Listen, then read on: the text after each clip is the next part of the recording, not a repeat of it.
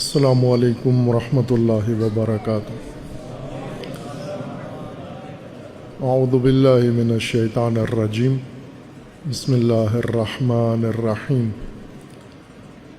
اللہم وفقنا لما تحب وترضى واجعل عاقبۃ امورنا خیرا ولا تکلنا الی انفسنا طرفۃ عین ابدا۔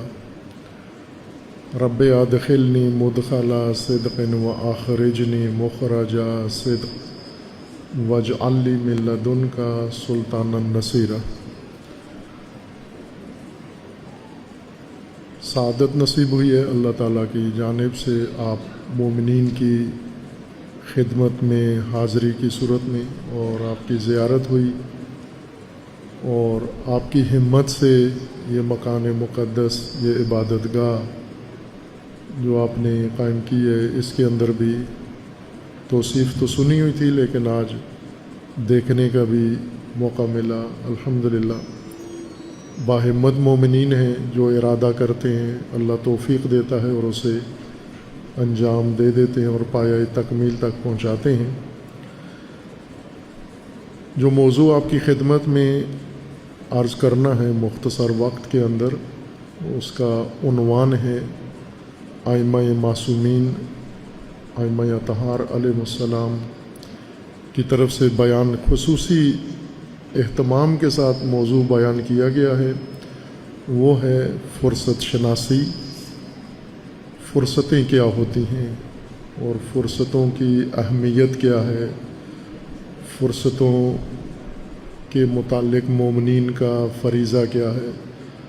جب اللہ کی طرف سے مومنین کو فرصتیں نصیب ہوتی ہیں تو ان کے مقابل مومنین کو کیا کرنا چاہیے، اور فرصتیں ضائع کرنا کیا ہوتا ہے اور اس کا نقصان کیا ہے اور اس کے نتائج کیا ہیں۔ یہ موضوع روایات میں اہتمام کے ساتھ بیان ہوا ہے۔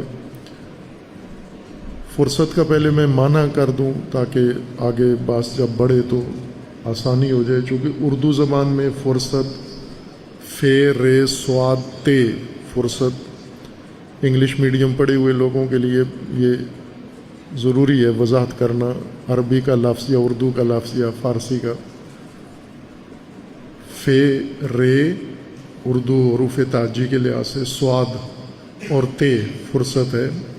اردو میں فرصت فارغ وقت کو کہتے ہیں، فراغت، بیکاری، یعنی ایسا لمحہ جس میں انسان کی کوئی مصروفیت نہ ہو، کوئی مشغولیت نہ ہو، کوئی ذمہ داری نہ ہو، بیکار وقت ہو، اس کو ہم کہتے ہیں فرصت۔ لہٰذا جب کبھی ہمیں کسی کام کا کہا جائے تو آپ کہتے ہیں میرے پاس فرصت نہیں ہے، یعنی فارغ نہیں ہوں، میرے پاس مصروفیت ہے، مشغولیت ہے، ذمہ داری ہے۔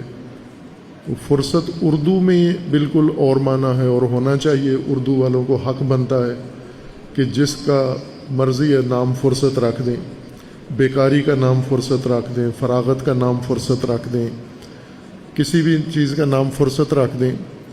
بعض تو بچیوں کے نام بھی شاید رکھ دیتے ہیں فرصت، تو اختیار ہے، ظاہر ہے لوگ تو کوئی نہیں سکتا، کوئی قانون شرعی ملکی قانون بھی نہیں ہے کہ آپ اس چیز کو فرصت کہہ سکتے ہیں، اس کو فرصت نہیں کہہ سکتے۔ تو ادیب ہیں، علماء ہیں، انہوں نے بیکاری کا عنوان فرصت رکھا ہے، لیکن عربی زبان میں فرصت فراغت کو نہیں کہتے، عربی زبان میں فرصت موقع کو کہتے ہیں، جس کو آپ اپنی زبان میں اپرچونٹی کہتے ہیں۔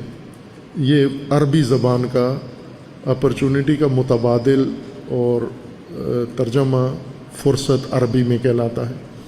اور روایات میں قرآن میں لفظ فرصت استعمال نہیں ہوا، لیکن روایات میں احادیث ائمہ اطہار علیہ السلام میں اور احادیث نبوی میں اس کا استعمال ہوا ہے، اور انہی میں سے چند روایات آپ کی خدمت میں عرض کرنی ہے اور آپ کے جو مطلب بیان کرنا ہے اس عنوان سے کہ فرصت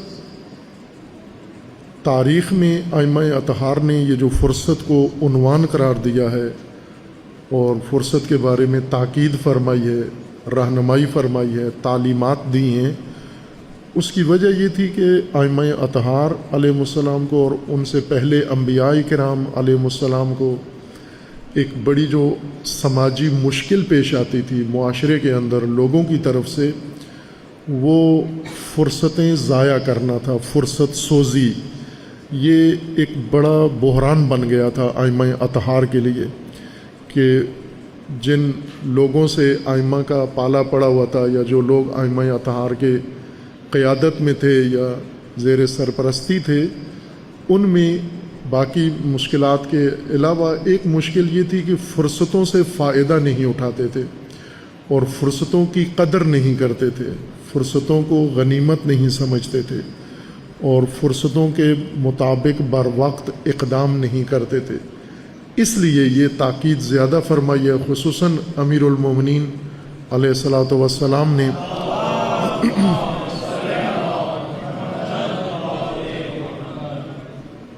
تمام معصومین سے فرصت کے بارے میں رہنمائی موجود ہے، لیکن سب سے زیادہ احادیث روایات امیر المومنین علیہ الصلاۃ والسلام سے مروی اور منقول ہیں۔ میں تبرکاً آپ کی خدمت میں یہ روایت پیش کرتا ہوں۔ شروع میں چونکہ ترتیب اس طرح سے لکھی ہوئی ہے، میں بھی اسی طرح ترتیب سے عرض کرتا ہوں۔ امام علی علیہ الصلاۃ والسلام کا فرمانا ہے، انتہزوا فرص الخیر فإنها تمر مر السحاب۔ یہ کتاب میزان الحکمہ ہے جس سے میں آپ کی خدمت میں پڑھ رہا ہوں، چونکہ میزان الحکمہ میں مرحوم آغائے رشہری رحمۃ اللہ علیہ جو بڑے محدثین علماء میں سے تھے اور چند سال پہلے ان کی وفات ہوئی ہے رحمۃ اللہ علیہ، انہوں نے احادیث پہ بہت محنت کی ہے، کام کیا ہے، اور ائمہ اطہار علیہ السلام کی احادیث کو موضوعاتی ترتیب سے لکھا ہے۔ باقی کتابوں میں موضوعات کے لحاظ سے نہیں تھیں، انہوں نے ہر موضوع کی احادیث اصلی منابع سے نکال کے الگ اس کو تدوین کیا ہے اور اردو میں ترجمہ کی ہوئی ہے یہ کتاب، اور اپنے گھر میں رکھیں۔ میرے خیال میں PDF بھی ہے اس کی، اگر کتاب نہیں خریدی یا نہیں موجود مارکیٹ میں تو آپ PDF اپنے پاس رکھیں اور روزانہ اس کو پڑھیں، موضوع کے لحاظ سے اس کے بارے میں احادیث پڑھیں۔ اس میں جلد 8 میں 8ویں جلد میں باب الفا، چونکہ حروف تہجی کے اعتبار سے موضوع بندی ہوئی ہے، تو فا سے شروع ہونے والے، فے سے شروع ہونے والے جو الفاظ ہیں ان میں فرصت کے عنوان سے انہوں نے پہلی حدیث یہ ذکر فرمائی ہے امیر المومنین علیہ السلام سے، انتہزوا فرص الخیر فإنها تمر مر السحاب، کہ جب خیر کی فرصتیں پیش آتی ہیں، میسر آتی ہیں، تو اس وقت اٹھو اقدام کرو۔ فرصتیں جب پیش آئیں تو اٹھ کے اقدام کرو، کیونکہ فرصتیں بادلوں کی طرح ہوتی ہیں، بادلوں کی طرح آتی ہیں اور آ کر رکتی نہیں ہیں بلکہ گزر جاتی ہیں۔ اور اگر جب فرصتیں آ کے فرصتوں کی گھٹا آپ کے افق پر آ گئی ہے، آپ کے آسمان پر چھا گئی ہے، آپ کے محلے میں، آپ کے ملک میں فرصت آ گئی ہے، تو پھر وقت ضائع مت کرو، اٹھو اقدام کرو، چونکہ فرصت بادلوں کی طرح آتی ہے اور گزر جاتی ہے۔ دوسری حدیث بھی امیر المومنین علیہ الصلاۃ والسلام سے ہی مروی ہے اس باب کی، اور اس میں امیر المومنین علیہ السلام فرماتے ہیں، الفرصۃ تمر مر السحاب۔ آسان حدیثیں ہیں، رٹ سکتے ہیں، حفظ کر سکتے ہیں، آپ 2-3 دفعہ سنیں، میرے خیال میں میں اتنی دفعہ تکرار کروں گا کہ آپ کو یہیں حفظ ہو جائیں گے انشاءاللہ۔ الفرصۃ تمر مر السحاب فانتہزوا فرص الخیر۔ خصوصاً یہ پہلا جملہ یہ تو عربی محاورہ بن گیا ہے، الفرصۃ تمر مر السحاب، کہ فرصتیں بادلوں کی طرح گزرتی ہیں، آتی ہیں، رکے بغیر گزر جاتی ہیں، اور خیر کی فرصتیں جب تمہیں میسر آئیں تو فوراً اٹھو اور اقدام کرو۔ تیسری حدیث بھی، چونکہ مضمون ایک جیسا ہے، میں ساری تبرکاً پڑھ دیتا ہوں۔ تیسری حدیث میں ہے، الفرصۃ سریعۃ الفوت و بطیئۃ العود۔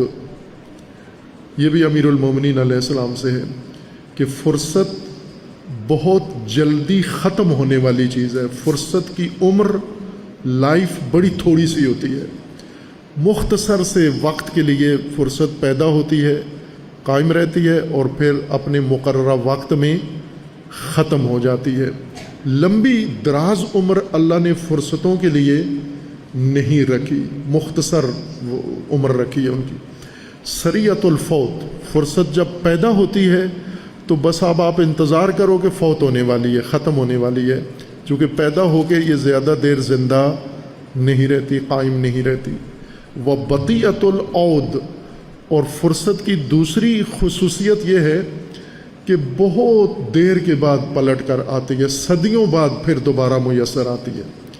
ایک دفعہ فرصت پیدا ہو, اپرچونٹی پیدا ہو, اور چونکہ جلدی گزرنے والی ہے جلدی گزر جائے, پھر آپ یہ کہیں کہ چلیں اس دفعہ تو فرصت نکل گئی, اب دوبارہ اگر فرصت آئی تو ہم اسے غنیمت شمار کریں گے. تو دوبارہ کے بارے میں امیر المومنین فرماتے ہیں بہت رفتار میں سست ہے, واپسی میں بہت کند رفتار سے اور بہت آہستہ واپس آتی ہے, بطیء ہے, سست رفتاری سے دوبارہ ایک ہی نسل کو دوبارہ فرصت میسر آ جائے یہ نادر چیز ہے. ہر نسل کو فرصت ملتی ہے, لیکن فرصت آئے اور ضائع ہو جائے پھر دوبارہ اسی نسل کو دوبارہ فرصت ملے یہ نہیں ہے, قانون نہیں ہے. لیکن اگر آئے بھی تو بہت سستی سے آئے گی. جوانی میں فرصت ملی تھی, ہاتھ سے نکل گئی, پھر آپ انتظار میں رہے کہ اور فرصت ملے تو شاید ملے دوبارہ, لیکن آپ بوڑھے ہو چکے ہوں گے اور فرصتوں سے فائدہ اٹھانے کے قابل نہیں ہوں گے, آپ میں اتنی کمزوری آ گئی ہوگی. الفرصۃ خلصۃ, یہ بھی امیر المومنین علیہ السلام کا فرمان ہے. یہ ابھی چوتھی حدیث ہے امیر المومنین علیہ السلام سے, دو لفظوں کی. الفرصۃ خلصۃ, خ لام سین تے, خلصۃ, کہ فرصت خلصہ کہتے ہیں اس چیز کو جسے جپٹ کے پکڑا جائے, جپٹے سے جس کو پکڑا جائے.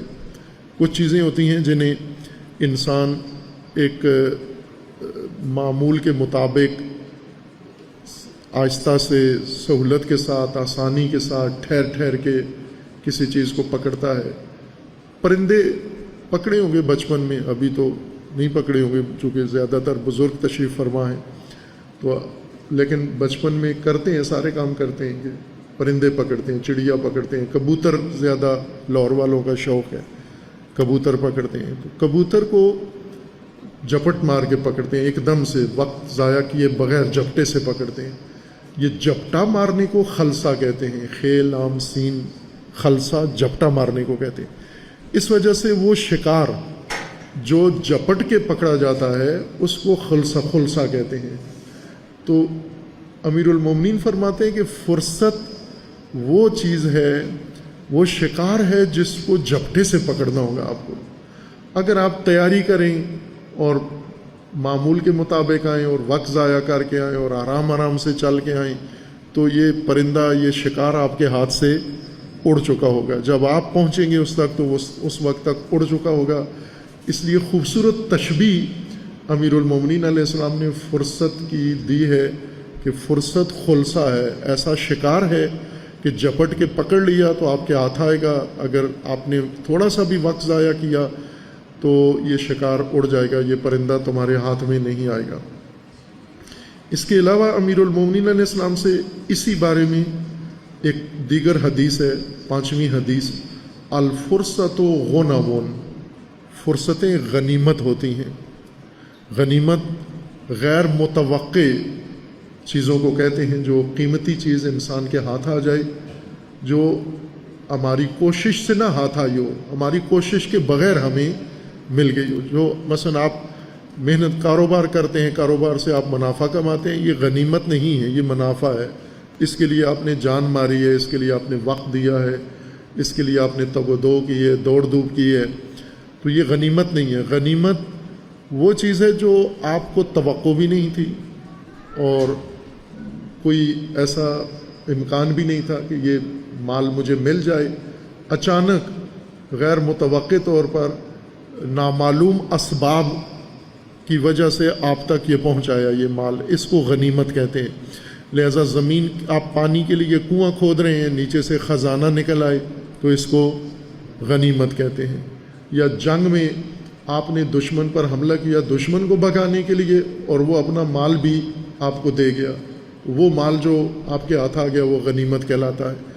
وہ فقہی اصطلاح میں غنیمت ہے، لیکن عربی لغت کے لحاظ سے غنیمت ہر اس معنوی یا مادی قیمتی چیز کو کہتے ہیں جو توقع کے بغیر انسان کے ہاتھ آ جائے یا کوشش کے بغیر انسان کے ہاتھ آ جائے، اس کو غنیمت کہتے ہیں۔ الفرصت و غنم، فرصتیں غنیمت ہوتی ہیں اور انہیں غنیمت ہی سمجھنا چاہیے۔ آگے مزید احادیث ہیں جن میں حدیث میں یہ بھی ہے کہ اغتنم الفرص، فرصتوں کو غنیمت سمجھو۔ یہ 5 حدیثیں متبرک امیر المومنین علیہ الصلوۃ والسلام کی، جو قریب قریب مضمون ایک ہی ہے ان کا، یہ آپ نے سن لی ہے کہ کتنا شدید اہتمام امیر المومنین علیہ السلام کا ہے کہ لوگ فرصتوں کو غنیمت سمجھیں، فرصتیں ضائع نہ کرو، فرصتیں جب ہاتھ آئیں تو فوراً اقدام کرو، فوراً میدان میں اترو، اور فرصتیں جو آپ کے لیے لے کر آئی ہیں مواقع، ان سے آپ فائدہ اٹھاؤ۔ فرصت کو ذرا اور کھول لیں تھوڑا، اپرچونٹی کو۔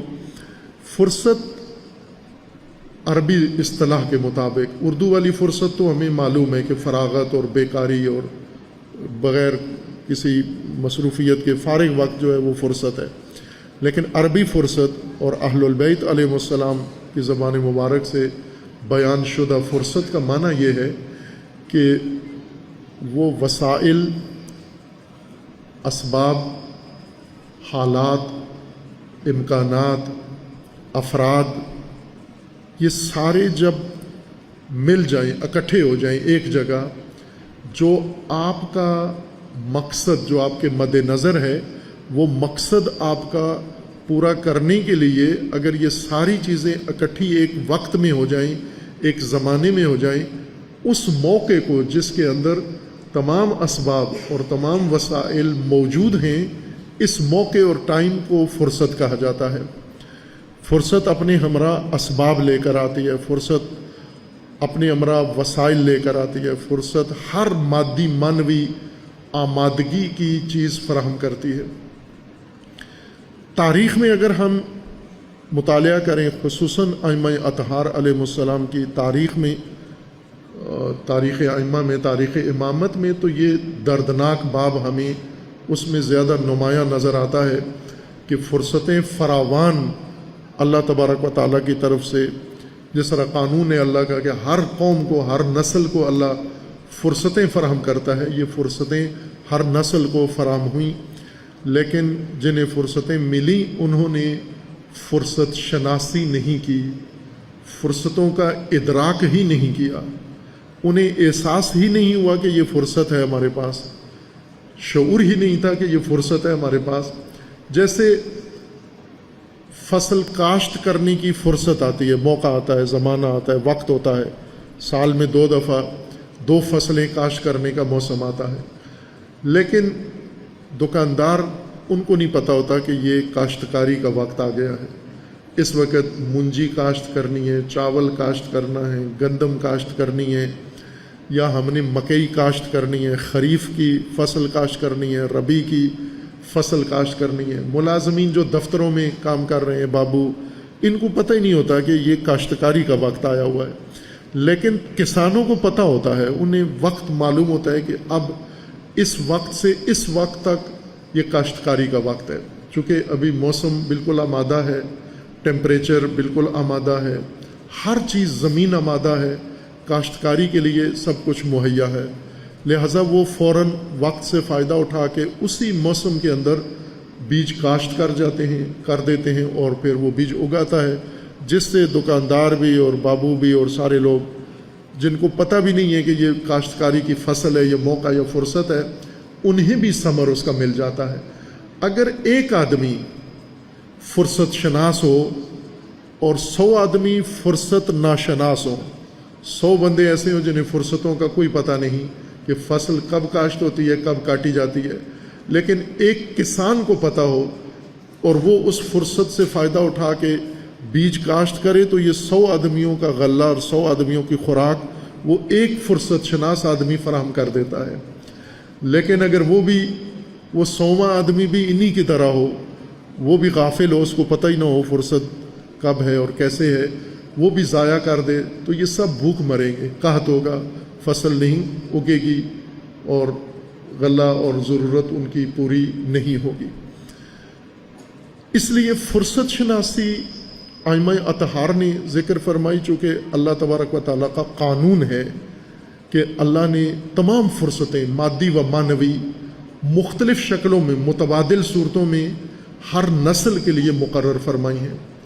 ایک دور تھا انبیاء کرام علیہ السلام کی صورت میں لوگوں کی ہدایت کے وسیلے تواتر کے ساتھ بلا وقفہ لوگوں کو ملتے رہے، لیکن پھر ایک وقت ایسا آیا کہ نبوت کا سلسلہ رک گیا، ختم ہو گیا.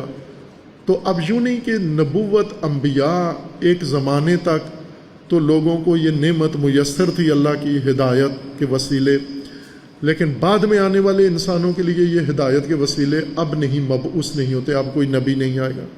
تو ایک سوال تو اٹھتا ہے موجودہ نسل کے ذہن میں کہ ان کے لیے اتنا اہتمام تھا، اولو العزم انبیاء آتے تھے اور تواتر کے ساتھ آتے تھے، پے در پے آتے تھے، ایک ہی وقت میں متعدد انبیاء آتے تھے، اور ہمارے لیے ایک بھی نبی نہیں، صدیاں گزر گئی ہیں. تو یہ آیا عدالت ہے یہ کہ پچھلی نسلوں کو زیادہ مواقع میسر تھے، زیادہ وسائل اللہ کی طرف سے حاصل تھے، موجودہ نسل کو وہ تمام حاصل نہیں ہیں، حاصل ہیں لیکن ان کا متبادل حاصل ہے یا انہی کا تسلسل ہے. اللہ تبارک و تعالیٰ نے انبیاء سے جو سلسلہ شروع کیا، آئمہ سے اس کو تسلسل جاری رکھا، اور آئمہ کے ساتھ جو تسلسل جاری رکھا، غیبت امام سے نیابت کے ذریعے وہ تسلسل جاری رکھا. کسی نسل کو محروم نہیں کیا اللہ تبارک و تعالیٰ نے. چونکہ اگر اللہ تعالیٰ ایک نسل کے لیے انتظام کرے، اہتمام کرے، دوسری نسل کے لیے اتنا انتظام اہتمام نہ کرے تو یہ ناانصافی ہے. اب علامہ اقبال تو جو کہتے تھے اللہ تبارک و تعالیٰ سے شکوہ کر دیتے تھے اور پھر خود ہی شکوے کا حل اللہ کی طرف سے جواب بھی جو فہم تھی دے دیتے تھے، لیکن عام آدمی ایسا نہیں کرتا. دل میں ہوتی ہے بات اس کے کہ ان کو یہ میسر تھا، ہمیں یہ سب کچھ میسر نہیں ہے، لیکن مواخذہ ایک جیسا ہوگا، ان کا بھی اور ہمارا بھی، پکڑ ایک جیسی ہوگی. تو ان کے پاس تو انبیاء تھے، ائمہ تھے، ہمارے پاس کچھ بھی نہیں ہے، تو ہمارا تھوڑا چھوٹ ہونی چاہیے جو آپ کو ذاکروں نے دے رکھی ہے. لیکن یہ اللہ کی طرف سے نہیں ہے، یہ فیک ہے، جعلی ہے. یہ چھوٹ کسی کو نہیں ہے، چونکہ اللہ نے ہدایت کے مواقع، ہدایت کے وسائل، ہدایت کے اسباب اندرونی، بیرونی، مادی اور معنوی سب کو عطا کیے ہیں، لیکن ان کی ظاہری شیپ مختلف ہے. کسی کو نبی کی صورت میں، کسی کو امام کی صورت میں، کسی کو معصوم کی صورت میں، اور کسی کو نائب کی صورت میں دی ہیں. لہٰذا یہ کوئی نہیں کہہ سکتا کہ انہیں تو سب کچھ ملا اور ہمیں کچھ بھی نہیں ملا. آپ کو بھی سب کچھ ملا ہے، یعنی یہ سب فرصتوں کے زمرے میں آتا ہے. اللہ تعالیٰ نے بنی اسرائیل کو قرآن میں خطاب کیا، جو آپ اکثر یہ آیت پڑھتے ہیں، یہ آیات، یا بنی اسرائیل اذکروا نعمتی اللتی انعمت علیکم وانی فضلتکم علی العالمین. اے بنی اسرائیل یاد کرو میری ان نعمتوں کو جو میں نے تمہیں دیں، اور ان نعمتوں کے بدولت تمہیں میں نے عالمین پر برتری دی، غلبہ دیا. یاد کرو اس نعمتوں کو. پھر اس کے بعد ان نعمتوں کا ذکر آ جاتا ہے ایک ایک کر کے. اذ نجیناکم من آل فرعون یسومونکم سوء العذاب. یاد کرو وہ نعمت کہ تمہیں فرعون کے غلامی سے، عذاب سے میں نے نجات دی تمہیں. پھر ایک ایک کر کے تفصیل اور فہرست نعمتوں کی ذکر فرمائی. پھر اس کے بعد یہ بھی ذکر فرمایا کہ یہ نعمتیں جب میں نے تمہیں دیں، پھر تم نے ان نعمتوں کا کیا کیا، ان کا حشر کیا کیا، ان کی درگت کیا بنائی تم نے. پھر وہ بھی ساتھ ذکر کر دیا. میں نے تمہیں موسیٰ دیا، تم نے سامری پکڑ لیا. میں نے تمہیں تورات دی، تم نے گسالہ بنا لیا. ہم نے تمہیں من و سلوہ دیا، تم نے اصل بصل طلب کر لیا. جو ہم نے دیا وہ تم نے اختیار نہیں کیا، اور جس سے ہم نے روکا تھا وہ سارا تم نے اپنا لیا. یہ بھی ساتھ ذکر کر دیا. تو یہ فرصت تھی بنی اسرائیل کے لیے. وہ فرصت قرآن میں اللہ نے ذکر کر دی ہے. اور مومنین کی فرصتیں دیکھیں ہم رسول اللہ صلی اللہ علیہ وآلہ وسلم کے ذریعے سے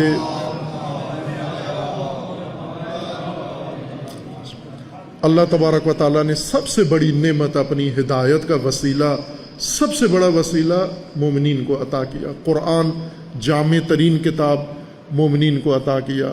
آل رسول اہل البیت علیہ السلام اللہ تعالیٰ نے مومنین کے لیے یہ فضیلت رکھی. اسی طرح اور ائمہ اثنا عشر، ائمہ اطہار علیہ السلام، یہ اللہ تبارک و تعالیٰ نے مومنین کو یہ نعمتیں دی. اب اگر ہم قرآن میں پڑھیں کہ بنی اسرائیل یاد کرو وہ اتنی نعمتیں جو اللہ نے دی تھیں، تو مومنین احساس محرومیت میں مبتلا ہو جائیں کہ انہیں تو اتنی نعمتیں دی تھیں، ہمیں کیا دیا ہے. ایک شخص حضرت امام صادق علیہ الصلوۃ والسلام کی خدمت میں حاضر ہوا شکوہ لے کر کہ میں غریب ہوں، گھر کا خرچہ نہیں چل رہا، کچھ بھی گھر میں نہیں ہے، نادار ہوں، کھانے پینے کو کچھ نہیں ہے. تو بار بار وہ یہ ذکر کرتا تھا. تو امام علیہ السلام فرماتے تھے کہ تو نادار نہیں ہے، تو سرمایہ دار ہے، نادار نہیں ہے، سرمایہ دار ہے. اس کو برا لگتا تھا کہ میرا جیب خالی ہے، میرا پیٹ خالی ہے، میرا گھر خالی ہے، کچھ بھی نہیں ہے میرے پاس، اور امام بار بار مجھے کہہ رہے ہیں کہ تم سرمایہ دار ہو، تم نادار نہیں ہو، فقیر نہیں ہو، غنی ہو تم. تو سمجھ میں نہیں آئی اس نے بات اس کے. تو اس نے پوچھا میں کیسے، میں تو کچھ بھی نہیں ہے میرے پاس، اور آپ جانتے بھی ہیں اور آپ پھر بھی فرما رہے ہیں کہ میں سرمایہ دار ہوں. تو امام علیہ السلام نے فرمایا کہ غور کر کے اپنے دل میں رجوع کر کے بتا کہ ہماری ولایت و محبت تیرے دل میں ہے یا نہیں ہے. کہنے لگا ہے. امام نے کہا تسلی کر لے، ہے یا نہیں ہے. کہا ہے اور پوری اور مکمل ہے. تو امام نے فرمایا کہ جب اتنی بڑی نعمت اللہ کی تیرے دل کے پاس ہے، تیرے اندر ہے، تو پھر بھی اپنے آپ کو نادار اور فقیر ہی سمجھ رہا ہے. توجہ نہیں ہے اس کی. ایک معنوی سرمایہ اللہ نے اس کو دیا، لیکن اس کی توجہ، وہ سمجھ رہا تھا کہ پیسے درہم و دینار ہی سرمایہ ہے، اور معنوی کو اس کو سرمایہ ہی نہیں سمجھ رہا تھا. اور وہ بنیادی سرمایہ ہے جو اللہ تبارک و تعالیٰ نے محبت کی صورت میں یا ولایت کی صورت میں عطا کیا ہے. یہ نظام امامت جو اللہ تبارک و تعالیٰ نے مومنین کے لیے مقرر فرمایا اور مومنین کو یہ نعمت دی ہے. بنی اسرائیل سے موازنہ کریں کہ کیا بنی اسرائیل کو بڑی نعمتیں اللہ نے دیں یا مومنین کو بڑی نعمتیں اللہ نے دی ہیں؟ یقیناً مومنین کو اللہ تبارک و تعالیٰ نے بڑی نعمتوں سے نوازا ہے. تو خطاب ان کو بھی یہی ہے، جس طرح یا بنی اسرائیل اذکروا، اے بنی اسرائیل یاد کرو، یا ایھا الذین آمنوا اذکروا نعمتی التی انعمت علیکم، اے مومنو یاد کرو جو نعمتیں میں نے دی تھیں ابھی آپ کو، اور میں نے تمہیں نعمتیں دے کر عالمین پر برتری دی تھی. تم نے ان نعمتوں کا کیا کیا؟ ان فرصتوں کا کیا کیا؟ آیا فائدہ اٹھایا، اس سے کچھ حاصل کیا، یا ضائع کیا وہ سارا موقع آپ نے؟ اور یہ قانون ہے، یہ سنت خدا ہے، اور قرآن کے اندر اس کی واضح آیات موجود ہیں کہ اللہ تبارک و تعالیٰ کسی امت نسل کا مواخذہ عذاب نہیں کرے گا جب تک اس کو فرصت اور اس کے اندر حجت اور اس کو وسائل و اسباب فراہم نہ کر دے. لیکن ہم اسباب کو اپنے طریقے سے دیکھتے ہیں کہ اسباب اس شیپ میں، اس شکل میں ہمارے پاس آئیں تو یہ اسباب ہیں، اگر کسی اور شکل میں ہمارے پاس آئے تو وہ ہمارے اسباب نہیں ہیں. ہم نے اپنے طریقے سے نظام بنایا ہوا ہے. ایک اللہ نے نظام بنایا ہے ہمارے لیے، ایک ہم نے اپنے لیے نظام ذہنی ترتیب دیا ہوا ہے. ہمارے بنائے ہوئے نظام کے مطابق ہمیں کوئی چیز ملے تو ہم سمجھتے ہیں یہ نعمت ہے یا یہ فرصت ہے، لیکن اللہ کے بنائے ہوئے نظام کے مطابق، اس لسٹ کے مطابق ہمیں کوئی چیز ملے تو ہم اس کو فرصت یا حجت یا اس کو نعمت شمار نہیں کرتے. لیکن اللہ نے اپنے نظام و قانون کے مطابق ہر نسل کو فرصتیں دی ہیں، ہر نسل کو مواقع دیے ہیں، ہر نسل کو اسباب فراہم کیے ہیں، ہر نسل کو مواقع دیے ہیں. لیکن ائمہ اطہار کی بیانات و فرامین سے یہ لگتا ہے کہ ائمہ اطہار کے زمانے میں جو فرصتیں اللہ تبارک و تعالیٰ نے مومنین کے لیے فراہم کی تھیں وہ ان فرصتوں سے فائدہ نہیں اٹھاتے تھے. جس طرح امیر المومنین تاکید فرما رہے ہیں کہ جب فرصتیں آتی ہیں تو پھر انتظار مت کرو، فوراً اٹھو، اقدام کرو، فرصتیں جلدی ہاتھ سے نکل جاتی ہیں، تمہارا انتظار نہیں کرتی. تو یہ فرمان اسی وجہ سے ہے کہ وہ لوگ نہیں کر رہے تھے. اگر فرصتوں سے فائدہ اٹھا رہے ہوتے تو امیر المومنین اور طرح کی حدیث بیان کرتے، لیکن چونکہ فرصتیں ضائع ہو رہی تھیں لہٰذا ضائع ہونے والی فرصتوں کے بارے میں تنبیہ کی، متوجہ کیا ان کو کہ آپ فرصتیں جلا رہے ہو، فرصتیں ضائع کر رہے ہو، فرصت سوزی کر رہے ہو. اور بعد میں امیر المومنین کی حدیث اور ائمہ اطہار کی ہیں کہ فرصتیں ضائع کرنے والوں کا آخری انجام کیا ہوتا ہے. یہ بھی روایات میں ہے. آج توفیق ہوئی میں ایک آدھ روایت پڑھ دوں گا، ورنہ اگلی کسی گفتگو میں انشاءاللہ اس کو بیان کریں گے کہ جو فرصتیں ضائع کرتے ہیں وہ کس انجام کو پہنچتے ہیں، ان کے اوپر کیا آفات نازل ہوتی ہیں فرصتیں ضائع کرنے والے. تاریخ میں مسلمین کو فراوان فرصتیں ملی ہیں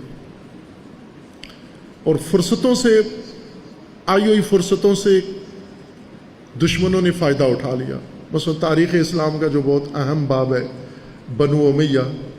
بنو امیہ چالاک لوگ تھے، تیز لوگ تھے، فرصتیں ضائع نہیں کرتے تھے. آپ بنو امیہ کا تاریخ پڑھو، آپ کو نظر آئے گا کہ کوئی شخص بنو امیہ کا فرصتیں ضائع نہیں کرتا تھا. اور بنو امیہ نے کتنا آسانی سے اقتدار، نظام سارا رسول اللہ کے اوصیاء، رسول اللہ کے جانشینوں سے لے لیا، قبضہ کر لیا اور پھر تاریخ کا رخ ہی بدل دیا. یہ ان کے اندر چالاکی تھی یا ان کے اندر تیزی تھی، فرصتیں ضائع نہیں کرتے تھے. اس کے مقابلے میں امیر المومنین کے پیروکار کوفہ والے وہ ڈٹ کے فرصتیں ضائع کرتے تھے. امیر المومنین نے نہج البلاغہ میں 20 سے زیادہ خطبے اس موضوع پر بیان کیے ہیں لشکر کوفہ کے بارے میں کہ آپ فرصتیں بہت ضائع کرتے ہو، مواقع بہت ضائع کرتے ہو، اور جو حالات فرصتیں ہمارے لیے بناتے ہیں یا اللہ کی طرف سے آتی ہیں یا جس وجہ سے بھی فرصت پیش آتی ہے، میسر آتی ہے، آپ ضائع کر دیتے ہو. بعض اوقات مومنین کی کوششوں سے فرصت پیدا ہوتی ہے، بسا اوقات دشمن کی حماقت سے فرصت پیدا ہوتی ہے، موقع پیش آ جاتا ہے جیسے ابھی ہو رہا ہے. ٹرمپ کی حماقت سے کتنی بڑی فرصت اس وقت آج کے نسل کے لیے پیش آئی ہے جو ٹرمپ نے حماقت کی ہے. اور فرصت شناس قوم نے اور فرصت شناس قیادت نے اس فرصت کو ضائع نہیں ہونے دیا اور فوراً اقدام کیا اور اقدام کر کے کایا پلٹ دی، صورتحال پلٹ دی. جو ٹرمپ سوچ کے آیا تھا اس کو لینے کے دینے پڑ گئے. ابھی وہ آیا تھا رجیم چینج کرنے اور اپنا رجیم بچانا اس کے لیے مشکل ہو گیا ہے. ابھی الٹی گنتی شروع ہو گئی ہے. یہ ہوتا ہے موقع شناسی، اپرچونٹی کو غنیمت سمجھنا. لیکن تاریخ میں ایسا نہیں ہوا. تاریخ میں بہت مواقع آئے. مثلا ایک دوسرا موڑ تاریخ کے اندر بڑا اہم موڑ آیا ہے جب بنو امیہ کا خاتمہ ہو رہا تھا. بنو امیہ اپنے اندرونی سسٹم کی وجہ سے کمزور ہو رہے تھے، لوگ بنو امیہ سے تنگ آ گئے تھے، بیزار ہو چکے تھے، اور بنو امیہ کے خلاف تحریکیں بہت ساری اٹھ کھڑی ہوئی تھیں، جگہ جگہ علاقائی تحریکیں مختلف علاقوں کے اندر، اور لوگ ان سے بیزار ہو کے تنگ آ چکے تھے. خوب یہ ایک بڑا غنیمت موقع تھا، فرصت تھی یہ. اس فرصت سے بنو عباس نے فائدہ اٹھایا. بنو عباس نے بنو امیہ کی طرح چالاکی دکھائی اور ہوشیاری دکھائی، فرصت شناسی کہ یہ موقع آیا ہے اقتدار حاصل کرنے کا. انہوں نے یہ موقع ضائع نہیں کیا اور شیعہ سے فائدہ اٹھایا، تشیع سے فائدہ اٹھایا. چونکہ طاقت تھی تشیع کے اندر، قوت تھی تشیع کے اندر، اور ایک پاور تھی شیعہ کی اس وقت موجود. بنو امیہ کے خلاف بنو عباس نے شیعہ سے فائدہ اٹھایا اور موقع سے فائدہ اٹھا کے ائمہ کی موجودگی میں، امام جعفر صادق علیہ الصلوۃ والسلام کی موجودگی میں،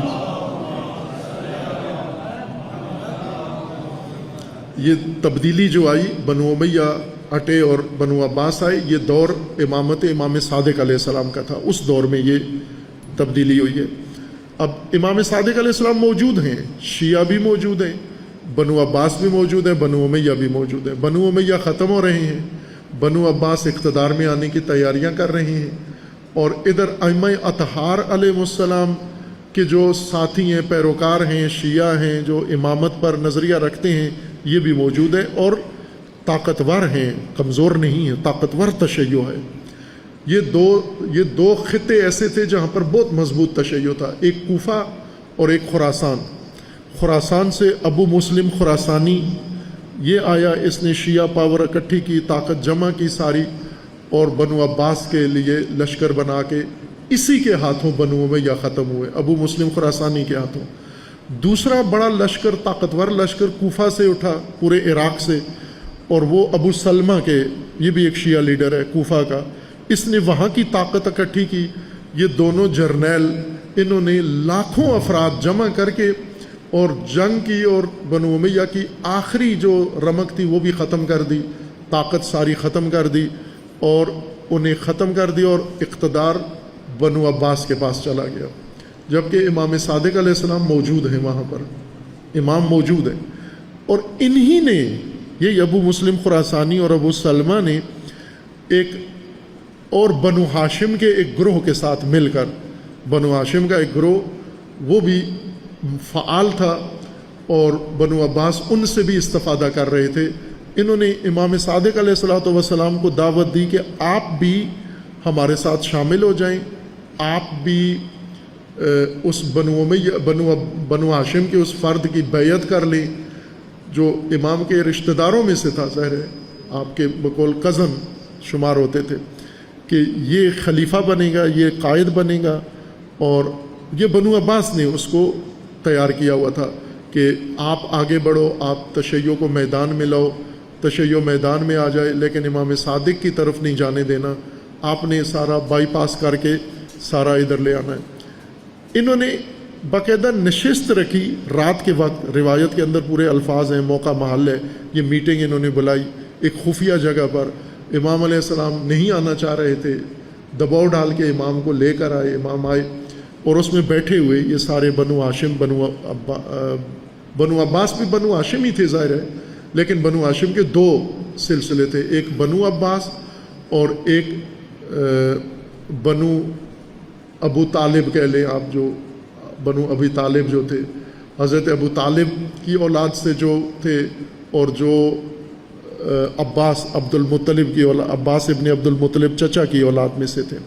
یہ دونوں سلسلے بنو ہاشم کی دو شاخیں موجود تھیں۔ یہ دونوں بنو ہاشم آپس میں انہوں نے بنا کے، تنظیم بنا کے، حزب بنا کے، گروہ بنا کے کوشش کی حکومت حاصل کرنے کی، اور دونوں امام صادق علیہ السلام کو بیچ میں نہیں لانا چاہ رہے، یعنی امام کی طرف نہیں جا رہے، امام کو بائی پاس کر کے آپس میں گٹھ جوڑ کر کے اور اقتدار لینے کے لیے جاتے ہیں۔ لیکن انہیں یہ پتہ تھا کہ امام صادق علیہ السلام کے ہوتے ہوئے ہمیں مشکلات پیش آئیں گی، چونکہ بنو ہاشم میں سے بھی دیکھیں تو سرکردہ شخصیت وہ ہیں، اور مانوی لحاظ سے دیکھیں تو بھی ہیں، اور لوگوں کے ذہنوں میں بھی یہی ہے کہ اس وقت امامت ان کے ہاتھ میں ہے۔ تو امام کو کیسے نظر انداز کریں ہم؟ اس کا رائے حل انہوں نے یہ نکالا کہ امام کو لاتے ہیں، ایک میٹنگ بلا کے، دباؤ ڈال کے، اور امام سے بھی بیعت لے لیتے ہیں اس شخص کے لیے جو انہوں نے مد نظر رکھا ہوا تھا۔ امام آئے، اس نشست میں بیٹھے، تشریف لائے، اور معاملہ فہمی کر لی، دیکھ لیا کیا ہونے جا رہا ہے، اور ایک ایک کر کو متوجہ کیا کہ کیا کرنے جا رہے، اور انہیں باز رہنے کا حکم دیا کہ یہ کام مت کرو تم۔ اور پھر جب انہوں نے کہا کہ آپ بھی بیعت کریں، یہی وہ مہدی آخر الزمان ہیں یہ ہاشمی، تو امام نے فرمایا کہ یہ غلطی کر رہے ہو، اور اس غلطی کا نتیجہ یہ ہوگا بنو عباس کے اس میٹنگ کے مندوب کی طرف اشارہ کیا ابو العباس کی طرف کہ یہ تمہیں اس کو یہ مروا دے گا، یہ جو آج اکسا رہا ہے تمہیں اور میرے مقابلے میں لا رہا ہے یا میرا حق لے کے تمہیں دے رہا ہے، اسی کے ہاتھوں تم مارے جاؤ گے۔ یہ اس میٹنگ میں امام علیہ السلام نے پیش گوئی فرمائی اور بعد میں ایسا ہی ہوا، اسی شخص کے ہاتھوں یہ ہاشمی اس ہاشمی کے ہاتھوں مارا گیا اور اس نے فائدہ اٹھا لیا۔ بعد میں یہ شخص ابو مسلم خراسانی دیر سے متوجہ ہوئے کہ یہ غلطی کر دی ہم نے، اور پھر اس کے بعد امام علیہ السلام کو خط لکھا اس نے، ابو مسلم خراسانی نے، کہ میں اپنی غلطی کی تلافی کرنا چاہتا ہوں۔ امام علیہ السلام نے روایت کے مطابق اس کا خط نہیں پڑھا اور پڑھے بغیر تنور میں ڈال کے جلا دیا، اس خط کو آگ لگا دی، اور اس قاصد نے پوچھا کہ جواب کیا ہے، تو امام نے فرمایا یہ جواب ہے، یہ اس کو جا کے دے دینا اور لوگوں کو بتا دو کہ ابو مسلم خراسانی سے ہمارا کوئی تعلق نہیں ہے، ابو سلمہ سے ہمارا کوئی تعلق نہیں ہے۔ اور پھر یہ دونوں ابو مسلم اور ابو سلمہ دونوں ہی عباسیوں کے ہاتھوں قتل ہو گئے دونوں۔ اور اس طرح وہ جمعیت جن کے ذریعے سے اقتدار حاصل کیا تھا، اقتدار لینے کے بعد بنو عباس نے تلوار لے کے ایک ایک کر کے اس جمعیت کے آخری فرد تک کو قتل کر دیا، تمام کو قتل کر دیا، کہ یہ ابھی بڑا خطرہ ہے ہمارے لیے جن کے ہاتھوں سے انہوں نے اقتدار لی تھی۔ میں ایک فرصت سے فائدہ اٹھانے کا نمونہ پیش کیا آپ کی خدمت میں کہ تشیع کو تاریخ میں بارہا ہر نسل تشیع کو فرصت ملی ہے، ہر نسل تشیع کو ابھی بھی بارہا ملی ہے، عراق کے اندر ملی ہے، پاکستان کے اندر ملی ہے، ایران کے اندر ملی ہے، جہاں جہاں تشیع ہے ان کو اسی معاصر دور میں بار بار فرصت میسر آئی ہے۔ اللہ تبارک و تعالیٰ نے ایسے اسباب پیدا کیے غیبی کہ جن سے ان کے ہاتھ میں بڑی عظیم فرصت آئی ہے کہ صدام کا مارا جانا، ہٹ جانا اور میدان خالی ہو جانا، یہی فرصت تھی، یہی فرصت تھی جو اللہ تبارک و تعالیٰ نے عطا کی۔ اس فرصت سے کتنا فائدہ اٹھایا انہوں نے۔ ابھی چند دن پہلے وزیر اعظم بنایا ہے، جس کو بنانا چاہتے تھے ٹرمپ نے کہا یہ نہیں بن سکتا چونکہ یہ ایران نواز ہے، یہ ایران کا تحت حمایت ہے، نوری مالکی، اور اس کے بجائے علی زیدی کو انہوں نے بنا دیا، کہا یہ ٹرمپ کا فیورائٹ وزیر اعظم ہے، اس کو بناؤ۔ تو انہی کے ہاتھوں سے ٹرمپ کی مرضی کا وزیر اعظم بنا دیا۔ فرصت ملی تھی آپ کو، ایک جلاد آپ کے سر سے ختم ہوا، وہ نابود ہوا، ظالم نے ظالم کو گرایا، اب آپ کے پاس فرصت آئی تھی، لیکن اس فرصت سے انہوں نے فائدہ نہیں اٹھا، فرصت غنیمت نہیں سمجھی انہوں نے۔ جس طرح امیر المومنین اپنے دور میں یہ خطبہ، یہ حدیثیں کوفہ کی ہیں، عراق کی ہیں، یعنی امیر المومنین عراق میں بیٹھ کر عراقیوں کو، کوفیوں کو یہ کہہ رہے تھے کہ فرصتیں ضائع نہ کرو، فرصتوں سے فائدے اٹھاؤ، فرصتیں ضائع کرو گے تو پچھتاوا ہے۔ یہ امیر المومنین نے فرمایا کہ فرصتیں ضائع کرنے کا نتیجہ پچھتاوا ہے اور ابدی پچھتاوا ہے، قیامت تک کا پچھتاوا ہے، چونکہ فرصتیں دوبارہ لوٹ کر نہیں آتی۔ امیر المومنین علیہ السلام نے قرآن کی آیات پڑھ کے یہ ذکر کیا ہے کہ قیامت میں سب سے زیادہ پچھتانے والے لوگ وہ ہوں گے جنہوں نے دنیا میں فرصتیں ضائع کی ہیں، جنہوں نے مواقع ضائع کیے ہیں، جنہوں نے اپرچونٹیز ضائع کی ہیں، جنہوں نے، یہ سب سے بڑے پچھتانے والے لوگ ہوں گے۔ یہ تاریخ میں تشیع کو بہت فرصتیں ملی ہیں، فراوان، دوسری قوموں کو ملی ہیں، انہوں نے فائدے اٹھائے اور اقتدار لے کے قبضہ کر لیا، لیکن تشیع کے اندر ائمہ اہل البیت علیہ السلام جو فرما رہے ہیں کہ یہ فرصت شناس کام ہوتے تھے، فرصت سے فائدہ نہیں اٹھاتے تھے، اس لیے ائمہ ان کو تیار کر رہے ہیں کہ فرصتیں ضائع نہ کرو، فرصتیں ضائع کرو گے تو پچھتاؤ گے تم۔ عزیزان، وہ تسلسل جاری ہے، اللہ نے فرصتیں ختم نہیں کی، اپرچونٹیز اللہ نے ختم نہیں کی۔ آج جو فرصت ہمارے ہاتھ آئی ہے، ہم موجودہ نسل ہیں، ہم تاریخ کی بات تو کرتے ہیں، لیکن تاریخ میں جن کو فرصت ملی وہ بھی چلے گئے، جنہوں نے فرصت ضائع کی وہ بھی چلے گئے، جنہوں نے فرصت سے فائدہ اٹھایا وہ بھی چلے گئے۔ آج ان کے بارے میں ہم جتنی بھی گفتگو کریں اس کا ہمیں کوئی فائدہ نہیں ہے، اتنا ہے کہ عبرت حاصل کریں اس سے ہم، सबक हासिल करें और इबरत हासिल करें हम।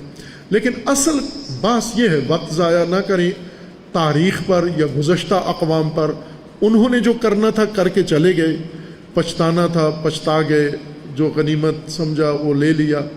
आज की नस्ल ज़्यादा अहमियत है, चूँकि इसका वक्त ख़त्म नहीं हुआ, इसकी गेम ओवर नहीं हुई, इसका टाइम अभी जारी है।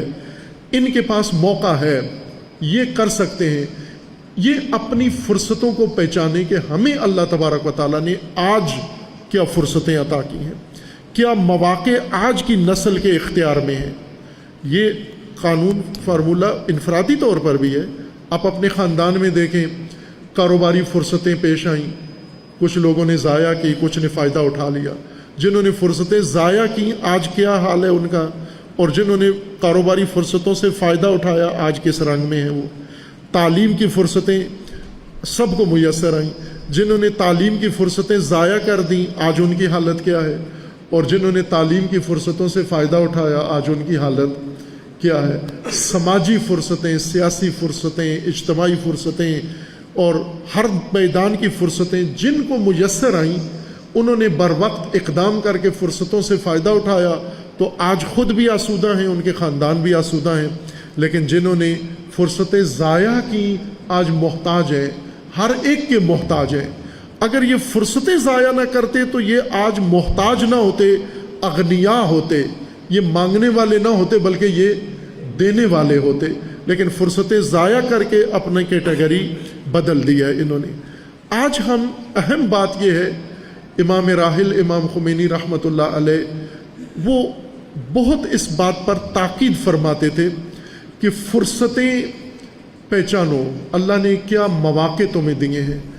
वो ये फरमाते थे कि फ़ुर्सतें सिर्फ वही नहीं होती जो बज़ाहिर हमें फ़ुर्सत लगती है, अपॉर्चुनिटी, बल्कि बसा औक़ात ख़तरात भी फ़ुर्सत होते हैं, बसा औक़ात धमकियाँ भी फ़ुर्सत होती हैं, मुश्किलात भी, मुसाइब भी फ़ुर्सत होते हैं। और इमाम ये फरमाते थे कि मुसाइब को फ़ुर्सतों में बदल दो, मुश्किलात को फ़ुर्सतों में बदल दो। अभी आप ईरान को देखें, ईरान इनकलाब जिस दिन आया 1979 में इनकलाब आया 11 फरवरी 1979 को, और 12 फरवरी को ईरान पर पाबंदियाँ लग गईं 1979 में। आज 2026 है और ये पाबंदियाँ साल ब साल सख्त से सख्तर होती हुई मुकम्मल नाकाबंदी और नातकाबंदी हुक्काबंदी कर दी गई ईरान की, कि दुनिया इनको कुछ भी नहीं देगी। और फिर इन्होंने ये समझा कि 37 साल मुश्किलात में, पाबंदियों में रह के, और दुनिया ने न इन्हें दिया न इनसे लिया, तो ये तो कुछ भी नहीं होंगे, कमज़ोर हो चुके होंगे। इस गलत फहमी में हमला कर बैठे, और हमले के बाद उन्हें पता चला कि पाबंदियों के बावजूद इतनी ताकत इनके अंदर है, इतना मजबूत दिफाई निज़ाम है इनका। ये दिफाई निज़ाम इनका चाइना का नहीं है, ये दिफाई निज़ाम रशिया का नहीं है, ये दिफाई निज़ाम अमेरिका का नहीं है, यूरोप का नहीं है। सब कुछ, मिसाइल है तो अपना है, ड्रोन है तो अपना है, टेक्नोलॉजी है तो अपनी है। और सारी दुनिया की सुपर ताकत के मुकाबले में इन्होंने 60 दिन जंग लड़ के और उसको घुटने टेकने पर मजबूर करके ये साबित कर दिया कि इमाम ने जो सबक दिया था फुर्सत शनासी का, वो इन्होंने पढ़ लिया था, ज़ाया नहीं किया। आज वो काम आ रहा है, वो फुर्सतों से फ़ायदा उठाना इनके काम आ रहा है। किसी शोबे के अंदर इन्होंने फुर्सत ज़ाया नहीं की, मौका ज़ाया नहीं किया, अपॉर्चुनिटी ज़ाया नहीं की। अंदर ज़ेर ज़मीन करते रहे, अपना निज़ाम बनाते रहे। इन्हें पता था हमारे दुश्मन कौन है, कितने कीनातोज़ हैं, कितने वो सफ़ाक हैं, ये सब उन्हें पता था, मुतालिया था।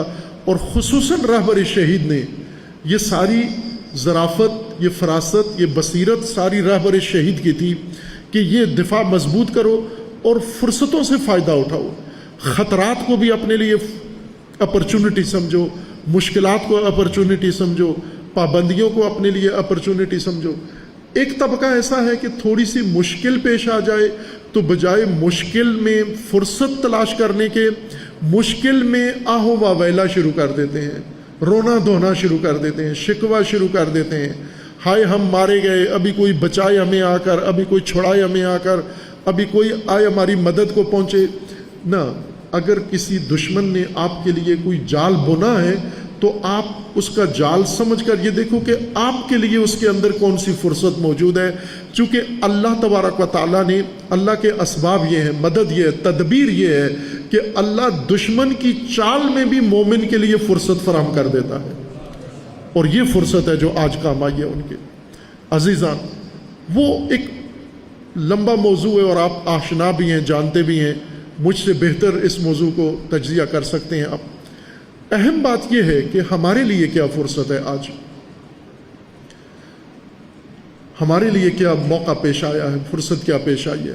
خصوصاً رہبر شہید رضوان اللہ تعالیٰ علیہ کی شہادت نے جو دنیا میں اثر دکھایا ہے، جو دنیا کے ضمیر کو جھنجھوڑا ہے، جو دنیا کے دلوں سے غبار اتارا ہے، زنگ اتارا ہے، اور دنیا کی آنکھوں سے پٹیاں اتاری ہیں، یہ اثر آپ ساری دنیا میں دیکھ رہے ہیں. ساری دنیا کا، مسلمانوں کو، غیر مسلمانوں کو، سب کو رہبر نے وہ کام کر دکھایا ہے جو 1000 مبلغ بھی مل کر نہیں کر سکتے تھے. اللہ تعالیٰ نے قرآن کریم میں ایک آیت کریمہ میں فرمایا ہے رسول اللہ کو کہ لو انفقت ما فی الارض، اے نبی، جمیع ما فی الارض، اے نبی یہ دنیا میں جو کچھ ہے، دولت، ثروت، یہ ساری آپ اگر خرچ کرتے تو بھی ما الفت بین قلوبہم، ان کے دلوں میں الفت آپ پیدا نہیں کر سکتے تھے پیسہ خرچ کر کے. ولیکن الفاؤ، لیکن اللہ نے ان کے دلوں میں الفت پیدا کی ہے. اللہ ہے دلوں میں الفت پیدا کرنے والا. رہبر شہید نے جو بیداری قائم کی ہے، جو شعور دیا ہے انسانیت کو، یہ 1000 مبلغ مل کر بھی یہ کام نہیں کر سکتے تھے، 1000 مجتہد مل کر بھی یہ کام نہیں کر سکتے تھے. رہبر شہید نے خود عمر بھر ملت کو جوڑنے کی واز کیا ہے، تلقین کی ہے، نصیحت کی ہے، لیکن رہبر کی تقریروں سے کتنے لوگ اصلاح ہوئے، ایران کے اندر کتنوں کی اصلاح ہوئی اور ایران سے باہر آپ کے سامنے ہے اعداد و شمار.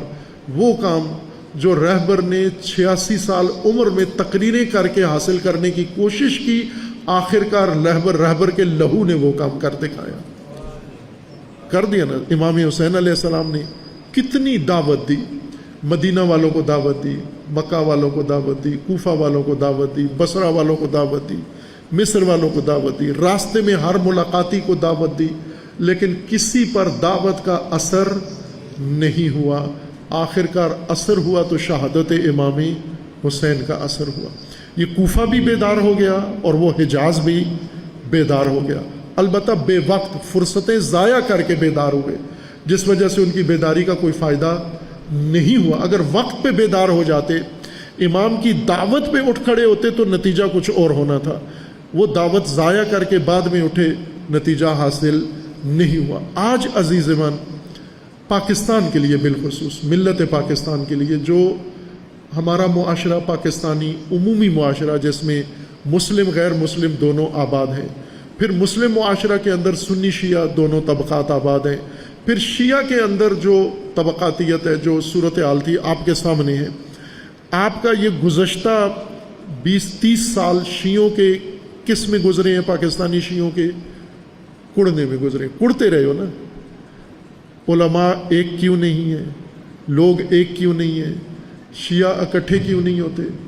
ایک مسجد والے آپس میں اکٹھے نہیں ہوتے، ایک محلے والے آپس میں اکٹھے نہیں ہوتے، ایک شہر کے لوگ آپس میں اکٹھے نہیں ہوتے، ایک خاندان کے لوگ آپس میں اکٹھے نہیں ہوتے. یہ درد تھا، یہ شیعہ کا روگ بن گیا تھا، حسرت بن گئی تھی، آرزو بن گئی تھی. کیا کوئی دن ایسا آئے گا کہ یہ ایک جگہ بیٹھ جائیں گے، ایک جگہ اکٹھے ہو جائیں گے؟ یہ حسرت آپ کی تھی یا نہیں تھی؟ آرزو تھی یا نہیں تھی؟ آپ دیکھنا چاہتے تھے؟ خوب، اس کے لیے بعض آپ میں سے مخلصین کوششیں بھی کرتے تھے، بعض علماء کوششیں بھی کرتے تھے، لیکن جتنی کوششیں کرتے تھے اتنی ہی دوریاں بڑھتی جاتی تھیں. لیکن آخرکار ایک شب میں یہ کام ہو گیا، ایک شب میں یہ کام ہو گیا. جو ہی خبر ملی پاکستان کے شیعہ کو، پاکستان کے مسلمان کو، پاکستانی کو، جو بھی پاکستانی جس شکل میں ہو، کہ سفاک ترین انسانوں نے، اشقل اشقیاء نے، ٹرمپ نے اور نیتن یہو نے زمین کے پاکیزہ ترین شخصیت کو شہید کر دیا ہے، پھر دل کی کیا کیفیت تھی اس دن؟ اس دن تو دل قابو میں نہیں تھا، اس دن تو وہ سارے خدشات ختم ہو گئے۔ اس سے پہلے تک جو لوگ سوچتے تھے وہ بالکل بدل گئے، ایک رات میں یہ سارا انقلاب آ گیا۔ یہ جو دل بدل گئے یہ اللہ نے بدل دیے ہیں، دل اس سانحہ سے بدل دیے ہیں دل۔ یہ فرصت ہے، یہ موقع ہے، تشیع کے لیے موقع ہے، تسنن کے لیے موقع ہے، پاکستانی ملت کے لیے موقع ہے، فرصت ہے، اپرچونٹی ہے یہ۔ اور ایسا پھر صدیوں میں بھی آپ توقع نہیں کر سکتے، صدیوں بعد بھی ایسا نہیں ہو سکتا۔ یہ خصوصی اللہ کا لطف ہے، ہر چند یہ قربانی ہے، جس طرح حضرت ابراہیم کی قربانی تھی، اس قربانی نے ہی بنیاد رکھی ہے اللہ کے نظام کی، دین کی۔ تو قربانیوں سے ہی دین زندہ ہے۔ ابراہیم کی قربانی سے دین کی بنیاد رکھی گئی، امام حسین علیہ السلام کی قربانی سے وہ دیوار مضبوط ہو گئی، وہ بنیاد مضبوط ہو گئی، اور رہبر شہید کی قربانی سے وہ دیوار بلند ہو گئی۔ خامنائی قاصر ہے، اس کا دشمن ابتر ہے، اس فقط حزب الہی، رہبر سید خامنائی، رہبر کے فرمان پر جان بھی قربان ہے، سید کے اعلان پر جان بھی قربان ہے۔ عزیزان، یہ امتحان ہے، جس نسل کو سب سے بڑی فرصت ملتی ہے اس کا سب سے بڑا امتحان ہے۔ یہ آپ کا امتحان ہے، یہ اپرچونٹی جو اللہ نے دی ہے آپ کو۔ ہر چیز، حالات آپ کے فیور میں ہو گئے ہیں، اسباب آپ کے فیور میں ہو گئے ہیں۔ دشمن اتنا بڑا کوئی سوچ سکتا تھا امریکہ کو شکست دینا؟ چین نہیں سوچ سکتا تھا، سپر پاور ہونے کے باوجود۔ روس نہیں سوچ سکتا تھا، یورپ نہیں سوچ سکتا تھا، ایٹمی طاقتیں نہیں سوچ سکتی تھی کہ امریکہ کے گھٹنے ٹکوائے جا سکتے ہیں۔ لیکن یہ کام آخرکار اللہ تبارک و تعالیٰ نے کن سے لے لیا؟ کن سے لے لیا؟ یہ کام کر دکھایا۔ دشمن سرنگون ہو گیا، دشمن ذلیل ہو گیا، دشمن شکست کھا گیا، یعنی رکاوٹ بھی اللہ نے آپ کے راستے سے ہٹا دی۔ دل تسخیر ہو گئے۔ یہی عرب جو کیا انہوں نے بدتمیزی مچائی ہوئی تھی، انہوں نے کیا اودم مچایا ہوا تھا، آج دیکھیں ان کی حالت کیا ہو گئی ہے۔ یہ امریکی اڈے بنا کے سمجھ رہے تھے کہ ہم دنیا کے مضبوط ترین مملکت ہیں، اسٹیٹ ہیں، لیکن ان کو بتا دیا گیا کہ تم مکڑی کے جالے سے بھی زیادہ کمزور ہو۔ تم ایک ایسا ملک جو 37 سال سے پابندیوں میں جکڑا ہوا ہے، اس نے 47 سالوں سے پابندیوں میں جکڑا ہوا ہے، اس نے سپر طاقت کو شکست دے دی، اسرائیل جیسے خونخوار کو شکست دے دی، ان کے اتحادیوں کو رسوا کر دیا۔ یہ کس چیز کا نتیجہ ہے کہ فرصتیں ضائع نہیں کی۔ اور جب دیکھا رہبر بہت بڑے فرصت شناس تھے، بہت عظیم فرصت شناس، فوق العادہ ہے۔ ہم نے ایک سلسلہ شروع کیا تھا رہبر شناسی کا، وہ بیچ میں اس پروگرام اور ان مسائل کی وجہ سے متوقف ہو گیا، اللہ توفیق دے اس کی تکمیل کریں گے، کہ یہ غیر معمولی نعمت تھی جو اللہ تبارک و تعالیٰ نے ہمیں رہبر شہید کی صورت میں عطا کی ہے۔ اس ہستی نے کیا کیا دنیا کے لیے، انسانیت کے لیے، مسلمانوں کے لیے، تشیع کے لیے، ایران کے لیے، وہ پوری امت مل کر بھی نہیں کر سکی۔ 58 اسلامی ملک مل کر بھی اس کا ایک عشر عشیر بھی نہیں کر سکے جو ایک فرد واحد نے کیا یہاں پر۔ یہ اللہ کی توفیق تھی، فرصت شناس تھے، فرصتیں ضائع نہیں کرتے تھے۔ رہبر کی بہت بڑی خوبی فرصت شناسی تھی، اور فرصتیں بتاتے تھے اپنے ساتھیوں کو، اپنے ماتحت لوگوں کو، اور فرصتوں سے فائدہ اٹھانے کے لیے انہیں مجبور کرتے تھے۔ عوام کو بھی بتاتے تھے، دنیا کو بھی بتاتے تھے، لیکن خود فرصت ضائع نہیں کی۔ آج ایران کی جو جتنی طاقت ہے یہ سب فرصت شناسی کا نتیجہ ہے۔ فرصتیں غنیمت سمجھی، فرصتوں کو ضائع نہیں کیا۔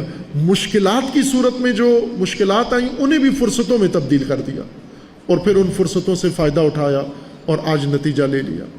پاکستان میں تشیع بہت بنیادی قسم کی مشکلات کا شکار ہے پاکستانی تشیع،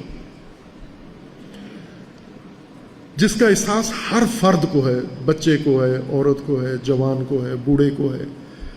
دوریاں تھیں، پراکندگی تھی، نفرتیں تھیں، بدگمانیاں تھیں، بد اعتمادی تھی، ایک ہی شہر میں رہنے والے اتنے اجنبی تھے ایک دوسرے سے کہ جیسے یہ جانتے ہی نہیں ہیں ایک دوسرے کو، ان کا آپس میں کوئی تعلق ہی نہیں ہے۔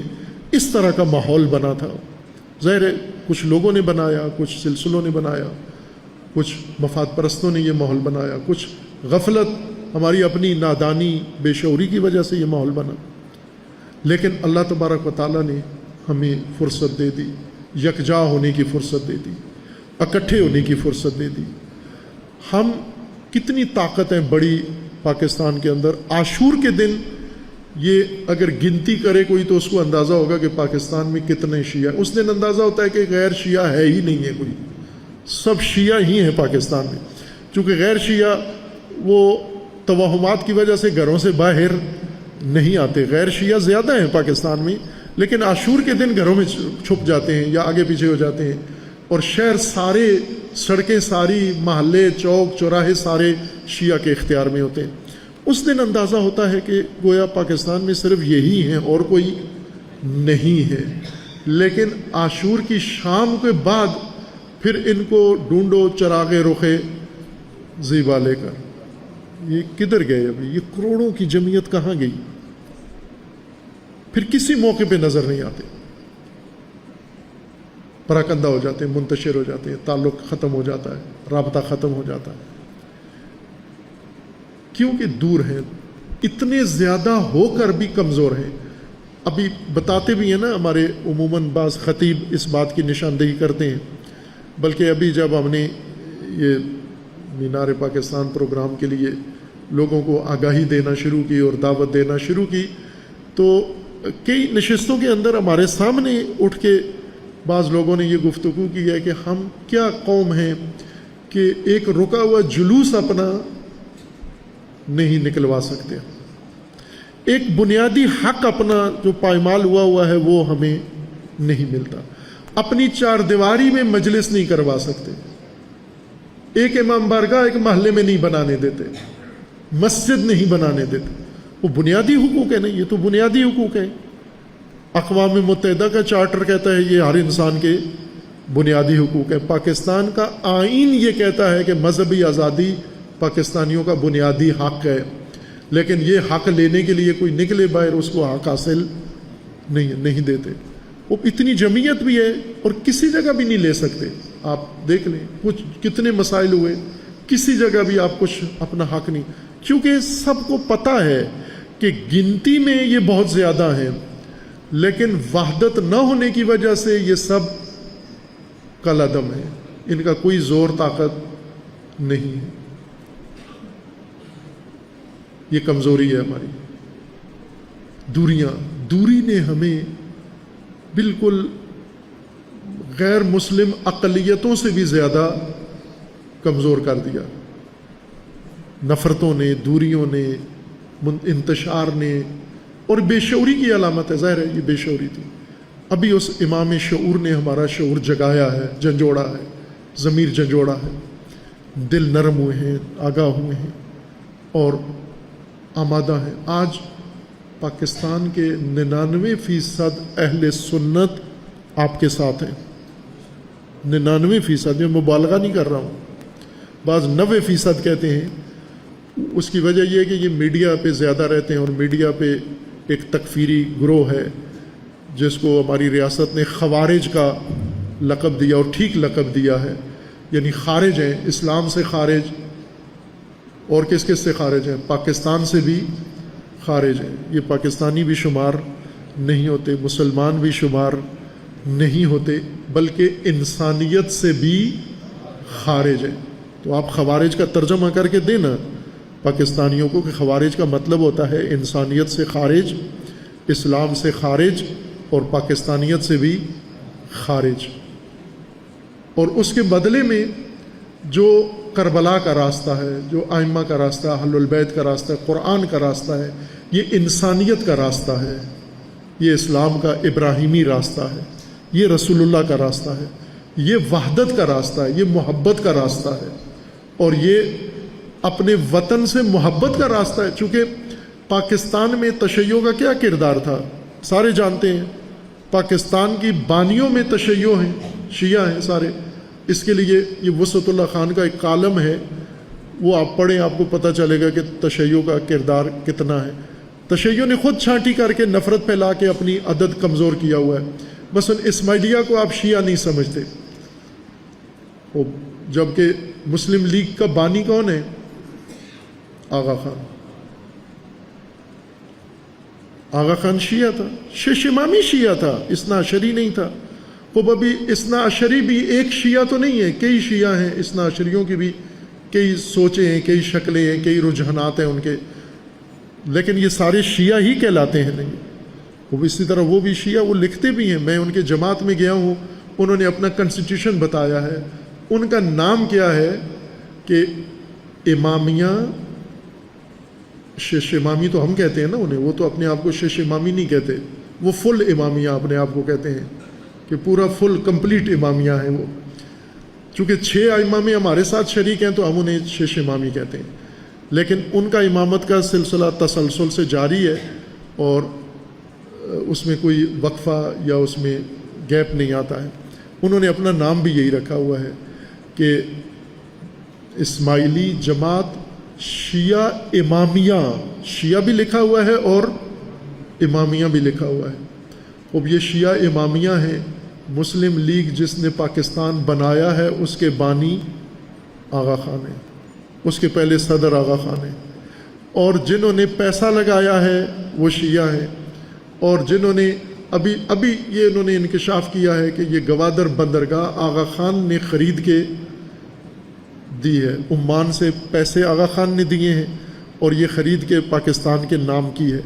تو اب آپ گوادر پہ قبضہ کر لو اور شیعہ کو گھسنے نہ دو، شیعہ کو زیارت پہ نہ جانے دو، شیعہ بارڈر کراس نہیں کر سکتا، جنہوں نے خرید کے دی ہے تمہیں، جنہوں نے تمہیں یہ نعمت دلوائی ہے، ان کے اوپر کیسے پابندی؟ تو دستبردار نہ ہو اپنے ملک سے۔ شیعہ کو اگر کوئی بھی پاکستان سے دستبردار ہونے کا کہے تو اپنی میراث سے دستبردار نہیں ہو۔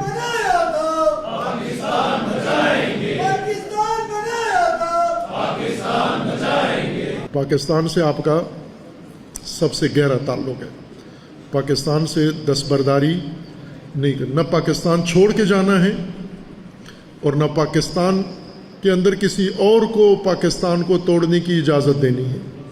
یہ آپ کا ملک ہے، آپ کا وطن ہے، سب کا ہے، کیوں نہیں کہ شیعہ نے اگر بنایا ہے تو سنی کو اختیار نہیں ہے، نا، سب کا ہے، مسلم ہو، غیر مسلم ہو، شیعہ ہو، سنی۔ آخری بات جو میں عرض کرنا چاہتا ہوں وہ یہ کہ شیعہ فرقہ نہیں ہے، ہم نے زبردستی شیعہ کو فرقہ بنایا ہے، کچھ شیعوں کے لوگوں نے بنایا ہے، کچھ مخالفین نے، اہل سنت کے بعض متعصب لوگوں نے شیعہ کو زبردستی فرقہ بنایا ہے۔ جیسے کبھی ڈراموں میں ہوتا ہے نا، مرد کو عورت بنا دیتے ہیں، لباس پہنا دیتے ہیں، ہوتا وہ مرد ہے لیکن پیسے کی خاطر یا ڈرامے کی خاطر یا سٹوری کی خاطر اس کو عورتوں کا لباس پہنا کے تو وہ پرفارمنس کروا لیتے ہیں، اور لیکن پھر اتار دیتا ہے، وہ مردانہ حالت میں واپس آ جاتا ہے۔ شیعہ فرقہ نہیں تھا، یہ لبادہ زبردستی تشیع پر اڑوایا گیا، پہنایا گیا ہے۔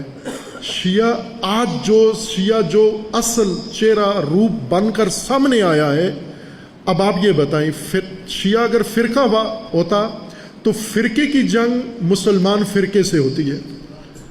ہمارا رہبر، یہ فخر ہے، ہمارا رہبر فرقہ واریت کی جنگ میں نہیں مارا گیا،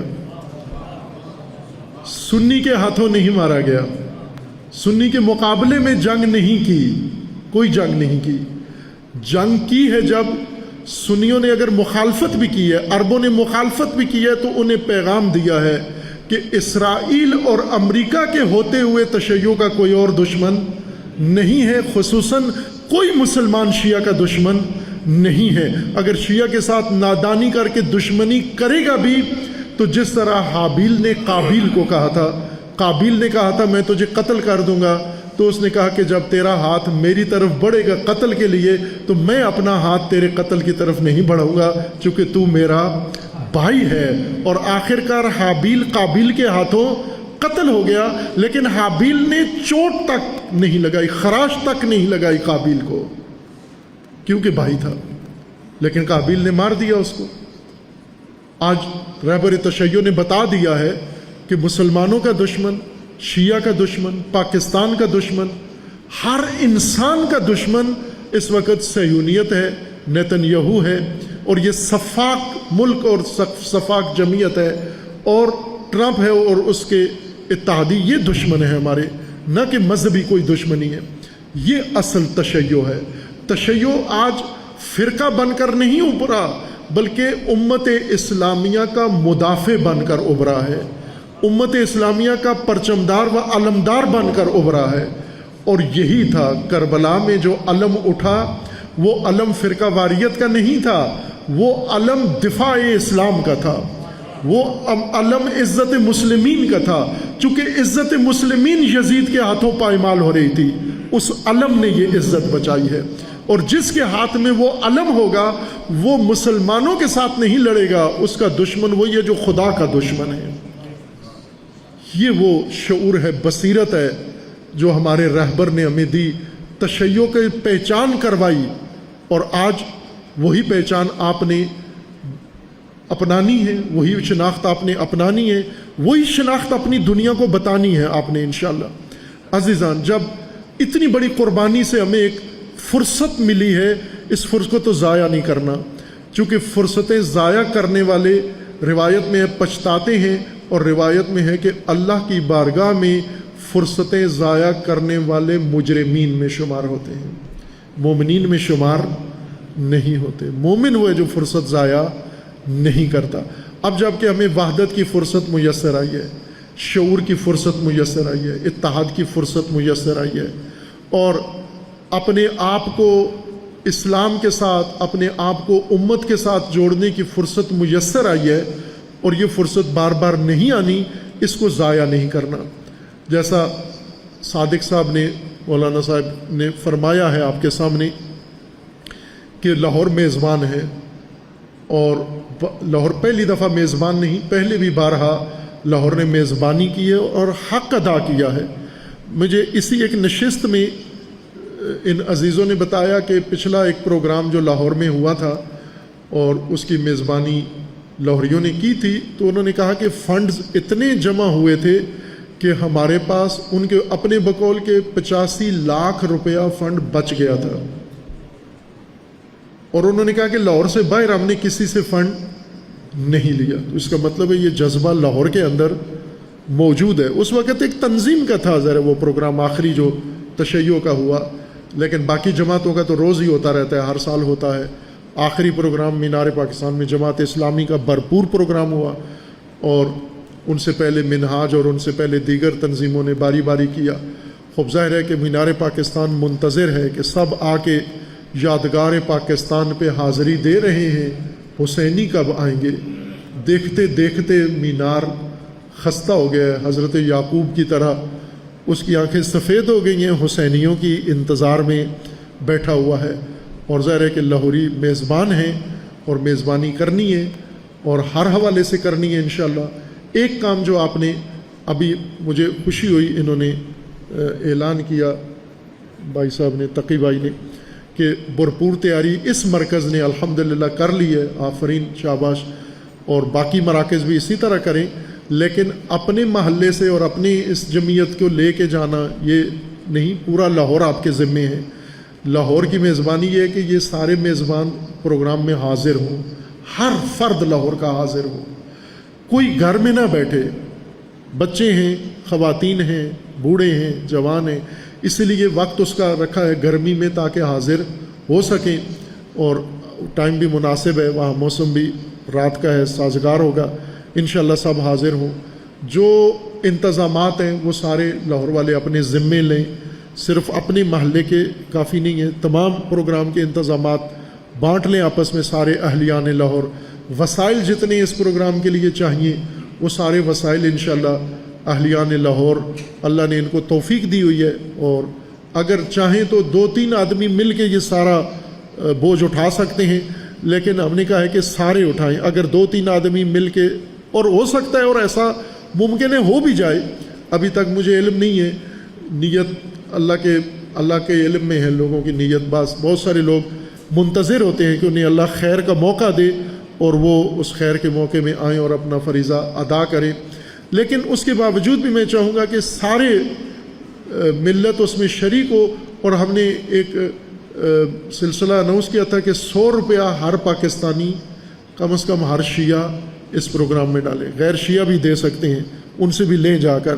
100 روپیہ زیادہ بوجھ نہیں ہے، لیکن 100 روپے سے جو انسان میں احساس پیدا ہوتا ہے کہ میں اس پروگرام کا شریک ہوں، میں اس کا میزبان ہوں، میں اس کا بانی ہوں، یہ پروگرام میرا ہے اور میں اس میں شرکت کر رہا ہوں، تاکہ اس آیت کا مصداق بن جاؤں جس میں اللہ نے فرمایا کہ الذین جاہدوا فی سبیل اللہ بانفسہم واموالہم، کہ جان و مال دونوں اللہ کی راہ میں قربان کرنے ہیں۔ تو یہ ایک علامتی 100 روپیہ اعلان کرنے کے لیے کہ یہ تو اللہ کا دیا ہوا مال ہے، اور اللہ کی راہ میں ہم اس کو علامتی طور پر پیش کرتے ہیں، جیسے قربانی میں علامتی طور پر دمبا ذبح کرتے ہیں، یہ بتانے کے لیے کہ جس دن جان دینے کی باری آئی اس دن جان بھی دیں گے ہم۔